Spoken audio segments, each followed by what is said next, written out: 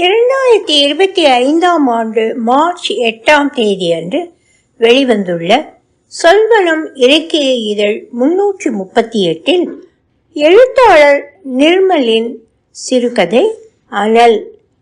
ஒலிவடிவம் Saraswati Thiagarajan, Boston. October 2020. நெருப்பென Jalandharan கண்கள் சிவந்தன, காதுகள் சூடாயின, தாடை எருகி பற்கள் அரைப்பட்டன. கோபம் உடலும் உள்ளமும் ஆனது. அடிக்கடி தன் கைபேசியை எடுத்து நேரத்தை பார்த்தான். வரவேற்பறை மேஜையை சுற்றி சுற்றி நடந்தான். வீரேந்தரின் கண்களை சந்திக்காமல் ஜன்னல் வழியே வெளியே பார்த்தபடி தன் தோள்களை இறுக்கிக் கொண்டான். உடலில் மெல்லிய நடுக்கம் பரவியது. மோட்டல் வரவேற்பறையில் வெளியில் கொட்டும் மழை சாரலின் குளிர் தாண்டி வெப்பம் பரவியதாகவே வீரேந்தர் காஷ்யப் உணர்ந்தார்.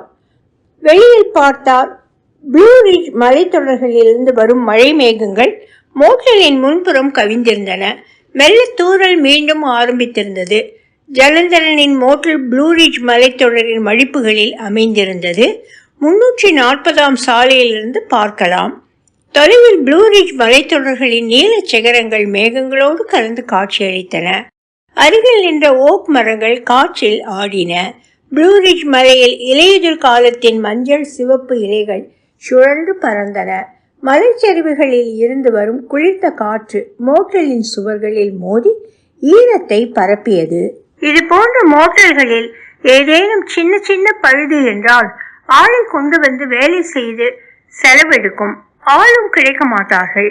பெரும்பாலும் மோட்டல் உரிமையாளர்களே தங்களுக்கான வேலைகளை செய்து செலவை நேரத்தை மிச்சம் பிடிப்பார்கள். வரவேற்பறையின் பழைய மர மேஜையில் இருந்த கம்ப்யூட்டர் கீபோர்ட் மேல் படிந்த தூசியை ஜலந்தரன் கையால் துடைத்தான். சுவரில் தொங்கிய பழைய டிஜிட்டல் கடிகாரம் மாலை 2:30 காட்டியது. இன்னும் 2 மணி நேரத்தில் புது விருந்தாளிகள் வருவார்கள். 340 சாலையின் திருப்பத்தில் மோட்டலின் நியான் விளக்கு பலகை மழையில் மங்களாக ஒளிர்ந்தது. பேட்டா, அவர் குரல் தளர்ந்தது. டாக்டர் அப்பாயின்மெண்ட் மறந்துட்டியா? 3 மாசம் முன்னாடியே புக் பண்ணி போன வாரமும் சொன்னேனே. வீரேந்தர் ஜலந்தரின் குடும்ப நண்பர். அதனால் தான் அவர் 70 வயதிலும் மோட்டலில் ஜலந்தரனிடம் வேலை செய்கிறார். போதும் போதும், ரொம்ப நடிக்காதீங்க. ஜலந்தரன் மேஜையை ஓங்கி அறைந்தான். இனிமே பேட்டான்னு கூப்பிடாதீங்க. இது உங்க மோட்டலா இருந்தா இப்படி அவசர நேரத்துல எல்லாத்தையும் போட்டுட்டு போவீங்களா? எனக்கு எரிச்சலா இருக்கு. ரூம் லீக் ஆகுது. நான் மேல ரிப்பேரில் இருக்கையில் கஸ்டமர் வந்தா எம்பி குதிச்சு வந்து நானே பார்த்துக்கிறேன். உங்களுக்கு என்ன கவலை? அவன் சிறிய கண்களிலிருந்து நெருப்பு பொறி சிந்த விழித்து பார்த்தான். அவன் உடல் முழுதும் கோபத்தில் சுத்தியலாய் இதயம் அரைந்தது. நீங்க போங்க, போய் உங்க டாக்டர் அப்பாயின்மெண்ட்டை பாருங்க. நான் இங்க தனியா கடந்து சாகுறேன். நம்ம மோட்டலை கட்டிட்டு அழறேன். ஜலந்தரனின் திருமணத்தினை நடத்தி வைக்க அங்கும் எங்கும் ஓடி வேலை செய்திருந்த வீரேந்தரனின் பாதங்கள் ஒரு அடி பின்னால் நகர்ந்தது. ஜலந்தரன் கோபம் அவர் அறிந்ததே. ஆனால் அவரிடம் மட்டும் இதுவரை குரலை உயர்த்தியதில்லை. மனைவி, பிள்ளைகள், வேறு ஊழியர்கள், நண்பர்கள், வாடிக்கையாளர்கள் எல்லாரிடமும் கோபம் வரும். அவரிடம் மட்டும் கோபம் வந்தாலும் தன் அறைக்குள் சென்று கதவை மூடிக்கொள்வான். அவனது மனைவியிடம் இவரை திட்ட வேண்டிய சொற்களை கொட்டுவான். இன்று அதெல்லாம் இல்லாமல் போயிருந்தது. ஒரு காலத்தில் அவன் அமெரிக்கா வர விசா பேப்பர்களை பூர்த்தி செய்திருந்த அவருடைய கைகள் அவன் கோபத்தின் சூட்டில் நடுங்கின. இன்று அந்த கட்டும் அவிழ்ந்திருந்தது. ஒவ்வொரு அடியும் கனத்து ஒலிக்க ஜலந்தரன் ஓங்கி அறைந்து கதவை திறந்து வெளியே சென்றான். வீரேந்தர் ஜலந்தரனின் பின்னால் ஓடினார். வெளியே செல்லாமல் கதவின் விளிம்பில் நின்று, பிருந்தைய கூப்பிடவா? அவ வந்தா? வீரேந்தர் குரல் தயக்கத்துடன் வெளியே கேட்டது. ஜலந்தரன் ஒரு நிமிடம் நின்றான். கண்ணை மூடினான். தன் மனைவி பிருந்தையை நினைத்தான். அவன் கோபம் இருமடங்கானது. அவனது 2 கேஸ் ஸ்டேஷன்களில் ஒன்றில் வேலை செய்யும் ஸ்டோர் கிளர்க் நவராத்திரி கர்ப்பாவுக்கு என போய்விட்டு வரவில்லை. காலையில் பிருந்தை கிளம்பி அந்த ஷிப்டுக்கு போய்விட்டாள். அவருக்கு லீவு கொடுக்கக்கூடாது என இவன் சொன்ன பொழுது பிருந்தை கேட்கவில்லை. இன்று அனுபவிக்கின்றாள். பல்லை கடித்தான். கை நடுங்க ஆரம்பித்தது. அவளா? லூரேவில் கேஸ் ஸ்டேஷன்ல இருப்பா. என் சொல்லுக்கு மதிப்பே இல்லை. டூல் பாக்ஸின் கைப்பிடி அவன் கைகளில் நொறுங்கும் அளவுக்கு இருக படிக்கட்டின் இருப்பு கைப்பிடியை மற்றொரு கையால் அழுத்தி பிடித்தபடி கத்தினான். சுப்பர்ணாவை கொஞ்ச நேரம் கூப்பிடலாமா? செமஸ்டர் லீவில் இருக்காளே. வீரேந்தர் தயங்கினார். கூரைக்கு போக ஏணியை நோக்கி சென்று கொண்டிருந்த ஜலந்தரன் டூல் பாக்ஸை கீழே வைத்துவிட்டு திரும்பினான். இடுப்பில் கைகளை வைத்து நின்றான். காக்கா, சுப்பர்ணா ஊர்ல இல்ல, மாப்பிள்ளை வீட்டுக்கு போயிருக்கா. கல்யாணம் அடுத்த மாசம்தானே, இப்ப போக வேண்டாம்னு எவ்வளவோ சொன்னேன். என் பேச்சுக்கு என்னைக்கு மதிப்பு கொடுத்தாள்? மாப்பிள்ளைக்கும் அறிவு இல்லை, இருவருக்கும் டாக்டர் படிக்கின்றது என்பதால் தலையில் கொம்பு என நினைப்பு. மேரிலேண்டில் இருக்கா. இந்த வாரம் வீட்டில் இருக்கலாம். என் பேச்சை யார் கேட்குறா? பிருந்தகிட்ட மட்டும் சொல்லிட்டு போயிருக்கா. நான் தானே அப்பா, என்கிட்ட கேட்கணுமா இல்லையா? கோபத்தில் மூச்சு இறைத்தது. வீரேந்தர் அடுத்த வாய் திறக்க யோசித்து உற்று பார்த்து கொண்டிருந்தார். ஜலந்தரன் அவனாகவே சொன்னான். அடுத்து உத்தம் பற்றி கேட்பீங்க. அவன் வீட்டில் இருக்கானா இல்லையா என்றே தெரிவதில்லை. பொழுதுக்கும் வீடியோ கேம். அவங்க அம்மா செல்லம். நான் ஃபோன் பண்ணால் எடுக்கவே மாட்டான். 2 பிள்ளைங்க இருந்தும் அவசரத்துக்கு புண்ணியம் இல்லை, உதவி இல்லை. காக்காவாலும் புண்ணியம் இல்லை. போங்க, எல்லாரும் போங்க. யாரும் வேண்டாம் எனக்கு. இந்த மோட்டலில் நான் தனியாக தானே வாங்கினேன். இனிமேலும் தனியாகவே பார்த்துக்குவேன். யார் உதவியும் தேவையில்லை. உங்களை இருக்க சொன்னால் ஊரில் எல்லாரும் இழுத்து விடுறீங்க. அவன் பிபி மாத்திரை போட்டானா என வீரேந்தருக்கு கவலை வந்தது. அவன் கண்ணாலே எரிக்கும் முன் கதவை சாத்தி கொண்டார். வெளியே தூறல் கொஞ்சம் வலுத்ததோ என அவருக்கு தோன்றியது.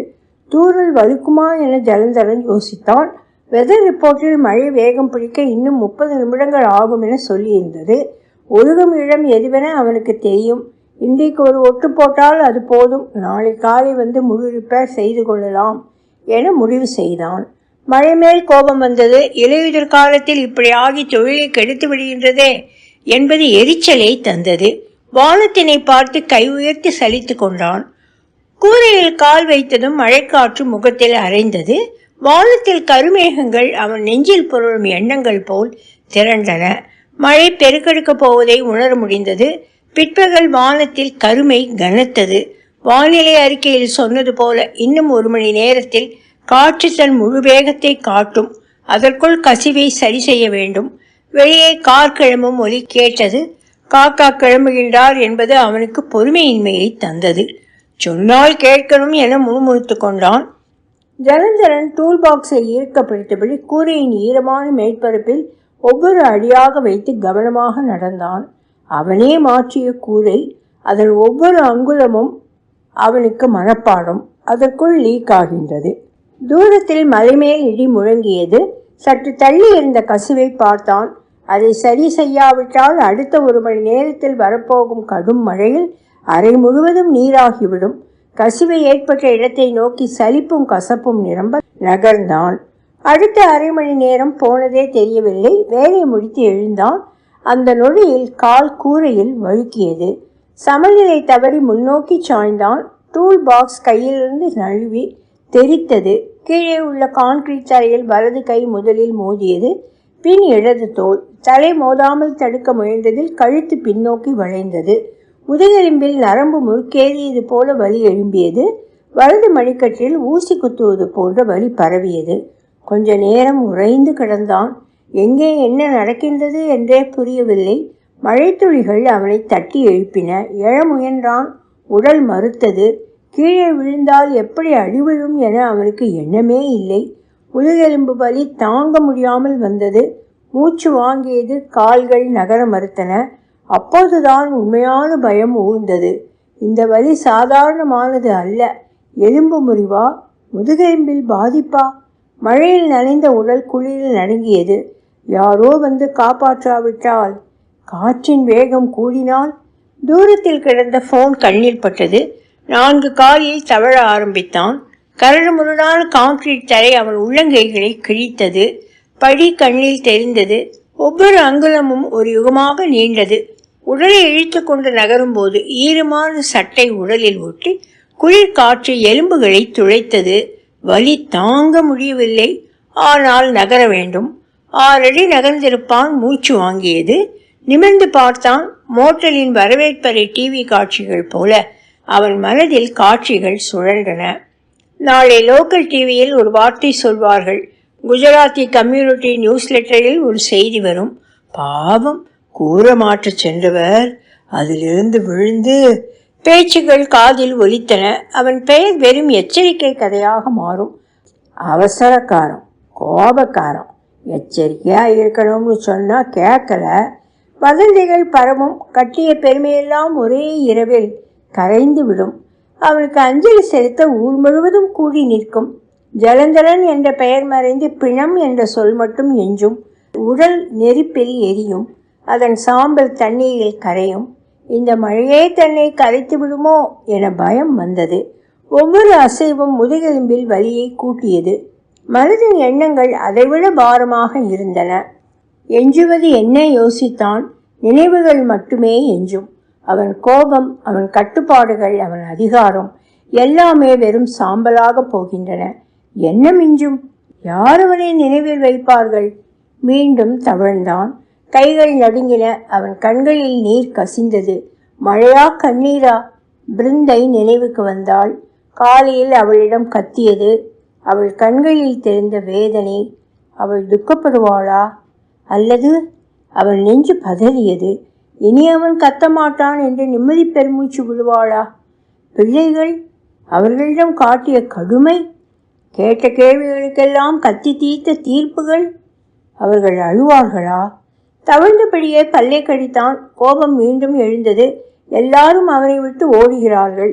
சுபர்ணா மேரிலாண்டுக்கு, உத்தம் வீடியோ கேமுக்கு, பிருந்தை கேஸ் ஸ்டேஷனுக்கு. யாருக்கும் அவன் தேவையில்லை. யாருக்கும்.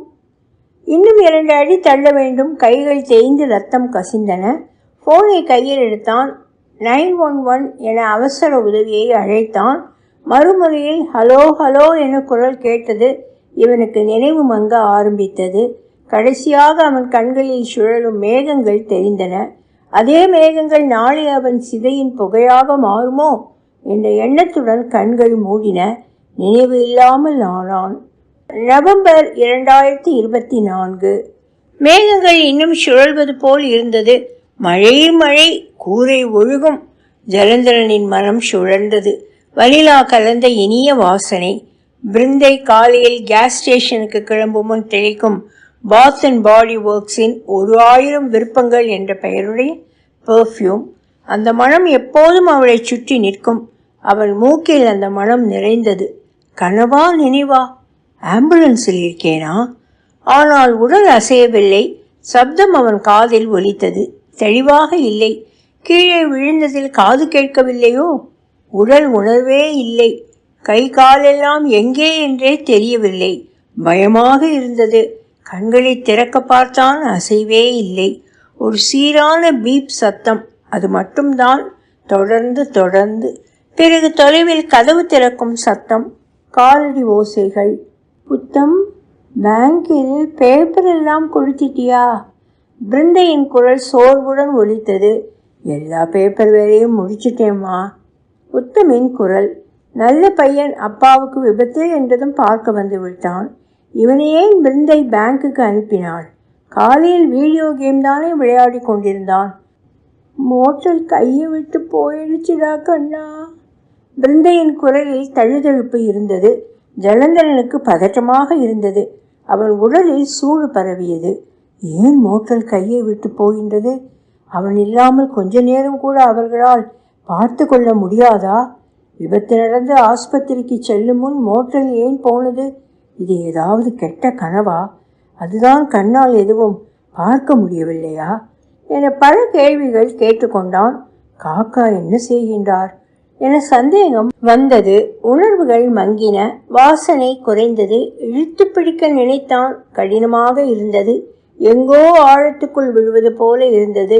ஏதோ பேசுகின்றார்கள். சப்தம் தெரிகின்றது. வார்த்தைகள் புரியவில்லை. தன் ஆற்றல் அனைத்தையும் காதாக்க மூக்காக முயன்றான். பிருந்தையின் வாசமும் குரலும் அவனுக்கு தேவைப்பட்டது. வீரேந்தர் தாதா குடும்பத்துக்கும் செட்டில் பண்ணணும். அம்மா, அவரும் இல்லைல்ல. உத்தமின் குரல் தடுமாறியது. செய்யணும் கண்ணா, டிசம்பர் முடியட்டும், செய்யலாம். ஜலந்தரின் உணர்வுகள் கூர்மையாகின. காக்கா எங்கே என கேட்க துடித்தான். ஆனால் உதடுகள் அசையவில்லை. அவனுக்கு தடுமாறியது. உத்தம் கல்லூரி முடித்து விட்டானா? மோட்டல் இல்லையா? காக்கா இல்லையா? எப்படி இத்தனையும் அவன் மாடியில் விழுவதற்குள் நடந்திருக்கும்? இது கனவு, இது நிஜமில்லை என சொல்லி கொண்டான். ஆனால் அவன் காதில் கேட்கும் ஓசை நிற்கவில்லை. இந்த மோட்டல் நம்ம குடும்பத்தோட உறுப்பினர் மாதிரி அம்மா. உத்தம் பெருமூச்சு விட்டான். நான் சின்ன பசங்களாக இருக்கும்போது அப்பா கோவப்படும் போதெல்லாம் நினச்சிக்குவேன், எல்லாத்துக்கும் இந்த மோட்டல் தான் காரணம்னு. ஏன்னா எப்போ பார்த்தாலும் மோட்டல் பிரச்சனை. ரூம் லீக் ஆகுது, ஏசி வேலை செய்யலை, ஸ்டாஃப் வரலை. ஒரு இடைவேளை இருந்தது. பிருந்தை ஏதோ சொன்னாள். ஜலந்தரனுக்கு புரியவில்லை. உத்தமின் குரல் தூரத்தில் கேட்டது. ஆனா இப்ப புரியுதுமா, அது மோட்டல் பிரச்சனை இல்லை, அப்பாவோட கோபம். அது அப்பாவோட பயம், எல்லாம் பர்ஃபெக்டாக இருக்கணும்னு, இல்லைன்னா எல்லாரும் போயிடுவாங்கன்னு. ஜலந்தரனின் மனதில் வலி எழுந்தது. நீ சொல்றது சரிதான்டா, பிருந்தை சொன்னாள். உன் அப்பா கோபப்பட்டது, கத்துனது எல்லாம் குடும்பத்துக்காகத்தான். ஆனால் அந்த கோபம்தான் எல்லாரையும் தள்ளி வச்சுது. அவரோட கோபமெல்லாம் பயம்டா, நம்மளை இழந்துடுவோமோன்னு பயம். அதான் எல்லாத்தையும் கண்ட்ரோல் பண்ண பார்த்தாரு. ஜலந்தரனுக்கு தன்மேல் கோபம் வழிந்தது. மோட்டலை குறை சொல்லும் மகன் மீது கோபம் வந்தது. கனவிலும் கோபம் வருமா என சந்தேகமும் வந்தது. சார், திடீரென ஒரு பெண்ணின் குரல். பல்ஸ் ரேட் அதிகமாக ஏறிக்கிட்டே போகுது. என்னாச்சு? உத்தம் பதைத்தான். பதற்றப்படாதீங்க, நல்ல அறிகுறிதான். ஏதோ ரெஸ்பான்ஸ் தெரியுது. சோப்பு குமிழிகளை ஊதி விளையாடும் பிள்ளைகள் குமிழிகளை பிடிக்க நினைப்பது போல ஜலந்தரன் தன் புலன்களை பிடிக்க நினைத்தான். அவை ஒவ்வொன்றாக உடைந்து இல்லாமல் ஆயின. நினைவிழந்தான். டிசம்பர் 2024. ஜலந்தரன் நெற்றியில் பிருந்தையும் கைத்தொடுகையை உணர்ந்தான். அவன் தோல் உணர்வினை அடைந்தது. உடலெல்லாம் ஏதோ சொருகி இருந்ததை போல இருந்தது. ஓசைகள் காதில் ஒலித்தன. கை விரல் ஒன்று அசைக்க முடிந்தது. பிருந்தை கவனி என கத்த நினைத்தான். முடியவில்லை. பிருந்தையின் விரல்கள் அவன் நெற்றியில் இருந்து அகன்றது என அவன் நெற்றி சொன்னது. அம்மா, ஷெரண்டோவா ஆஸ்பத்திரியிலேருந்து கூப்பிடுறாங்க. இன்னைக்கு நைட் ஷிஃப்டில் ஆள் வேணுமா? நான் போகட்டுமா? சுப்பர்ணாவின் குரலை ஜலந்தரன் கண்டுகொண்டான். வேணாம்மா, நீ இன்னைக்கு ஓய்வு எடுத்துக்க. 2 நாளாக தொடர்ந்து டபுள் ஷிஃப்ட். உன் முகமே சோர்வாக இருக்கு. அது பிருந்தை என ஜலந்தரன் உள்ளம் சொன்னது. கண்ணை திறந்து பார்க்க துடித்தான். திறக்க முடியவில்லை. இன்னொரு கனவோ, கடைசியில் கண்ட கனவு ஞாபகம் வந்தது. உத்தம் குரல். மோட்டல் இல்லை. காக்காவிடம் கோபப்பட்டதற்கு சாரி கூட சொல்ல முடியாமல் அவர் மறைந்தார். சரி, நான் ஹாஸ்பிட்டலுக்கு சொல்லிக்கிறேன். நான் இங்கே தானே இருக்கேன். நீ போய் கொஞ்ச நேரம் தூங்கு. புதுசாக கேஸ் ஸ்டேஷனுக்கு வேலைக்கு வந்த ஆள் எப்படி? அதை விட நான் பார்த்துக்கிறேன். சேல்ஸ் நல்லா தான் போயிட்டுருக்கு. புதுசாக வச்ச ஆள் ஸ்மார்ட்டாக இருக்காரு. பிருந்தையின் குரலில் கவலை கூடியது. அப்புறம் குழந்தை வச்சுக்கிறதை நீயும் மாப்பிள்ளையும் அப்பாவுக்காக தள்ளி போட்டுக்கிட்டே போறீங்க. நினைக்கவே என்ன சொல்கிறதுன்னு தெரியல உனக்கு. அம்மா ப்ளீஸ், உங்களுக்கு தெரியாதா? அவசரம் இல்லைம்மா, அப்பா ரெக்கவர் ஆகிடுவார். இல்லை, இதை சொல்லித்தான் ஆகணும். நீங்கள் இந்த சின்ன ஆஸ்பத்திரியில் டபுள் ஷிஃப்ட் போடுற. மாப்பிள்ளை மேரிலாண்டில் தனியாக ஜான் ஹாப்கின்ஸில் யாருக்கு ரெசிடென்சி கிடைக்கும்? உனக்கு கிடைச்சும் போகலை. இதெல்லாம் அப்பாவுக்கு தானே செய்கிற. நீங்களும் அப்பாவுக்காக மோட்டலை விற்க வேண்டி வந்துச்சு கோவிட் டைமில். அது வேறு சுப்பர்ணா, மோட்டல் விற்றது நல்லதாக போச்சு. இல்லைன்னா அப்பாவோட மருத்துவ செலவு, வெண்டிலேட்டர், நர்சிங் கேர் இதெல்லாம் எப்படி சமாளிச்சிருப்போம்? ஆனால் உன் லைஃப். பிருந்தை நிறுத்தினாள். இன்னைக்கு நியூரோ டாக்டர்கிட்ட பேசினேன். 4 வருஷமாக வெண்டிலேட்டரில் இருக்காரு. டாக்டர் சொல்கிறாரு, நாம் இனி வேறு வழிகளை யோசிக்க வேண்டிய நேரம் வந்துடுச்சேன்னு. உன்னை பற்றி நாம் யோசிக்கணும். பிருந்தை தொடர்ந்தாள். ஜலந்தரனின் இதயம் பதைத்தது. அம்மா, சுப்பர்ணா, நான் ரொம்ப யோசிச்சுட்டு இருக்கேன். உன் அப்பா கணித்திருந்தா கேள்வியாக கேட்பாரு. ஏண்டி சுப்பர்ணா குழந்தையை தள்ளி போடுறா? ஜான்ஸ் ஹாப்பின்ஸ் வாய்ப்பை தூக்கி எரிஞ்சிட்டு இங்கே வந்துட்டா. பிருந்தையின் குரல் தளர்ந்தது. எனக்கு தெரியும், அவரோட கோபமெல்லாம் நம்ம நல்லதுக்குத்தான். ஆனால் இப்போ நாம் வேற ஏதாவது முடிவெடுத்தாலும் அது அவரோட நல்லதுக்குத்தான். அம்மா சொன்னால் கேட்கணும். நான் லாயர்கிட்ட WLSM பேப்பர் கொண்டு வர சொல்லியிருக்கேன். சுப்பர்ணா அழ ஆரம்பித்தாள். ஜலந்தரனுக்கு உள்ளே ஏதோ உடைந்தது. பிருந்தை இப்படி பேசுவது கனவாக இருக்க வேண்டும். சுப்பர்ணா ஏன் ஆஸ்பத்திரியில் டபுள் ஷிஃப்ட் வேலை செய்கின்றாள்? அவள் படிப்பு முடிந்து விட்டதா? எப்போது? மாப்பிள்ளை மேரிலாண்டிலா? கல்யாணம் எப்படி நடந்தது? குழந்தை தள்ளி போகிறதா? இத்தனையும் எப்போது நடந்தது? கூரையிலிருந்து கீழே விழுந்தது இப்போது தானே. இன்று காலை தானே பிருந்தை கேஸ் ஸ்டேஷனுக்கு சென்றாள்.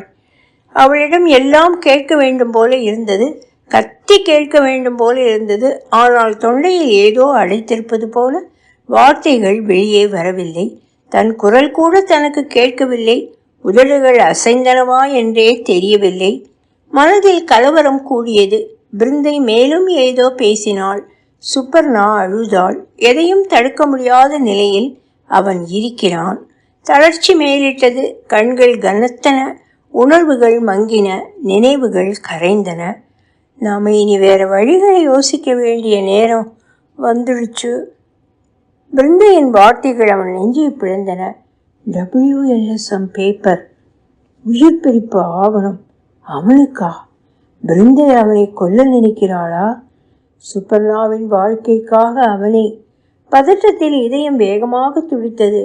மேம், ஒரு பெண்ணின் குரல். அங்கே பாருங்க, ஹார்ட் ரேட் அதிகமாகுது. என்னாச்சு? பிருந்தை குரல் தெரிந்தது. பிருந்தையின் ஸ்பரிசம் அவன் நெற்றியில் வந்தது. அவர்கிட்ட ஏதோ ரெஸ்பான்ஸ் தெரியுது. போன மாசமும் இது நடந்துச்சு. மலை ஏறுபவன் கால் சறுக்கி விழுகையில் விளிம்பை பிடித்து தொங்குவதைப் போல ஜலந்தரன் தன் புலன்களை பிடித்து தொங்கிக் கொண்டிருந்தான். மெல்ல வழுக்கி நழுவி நினைவில்லா நிலையில் நொறுங்கி விழுந்தான். ஜனவரி 2025.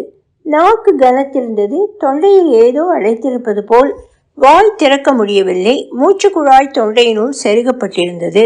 கழுத்தை அசைக்க முடியவில்லை. உடல் முழுவதும் குழாய்கள், வயர்கள், கை கால்கள் மரத்து போயிருந்தன. கண் திறக்க முடிந்தது.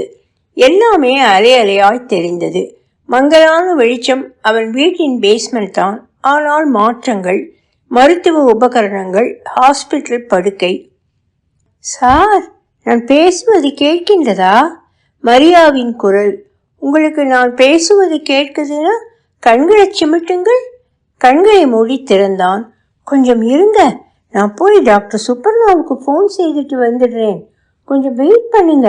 அந்த பெண் வேகமாக அறையை விட்டு வெளியேறினாள். குட். சுப்பர்ணா டாக்டரா? குழப்பம். அவள் இன்னும் ரெசிடென்சி. அவள் மூளை சுழன்றது. எங்கே பிருந்தை?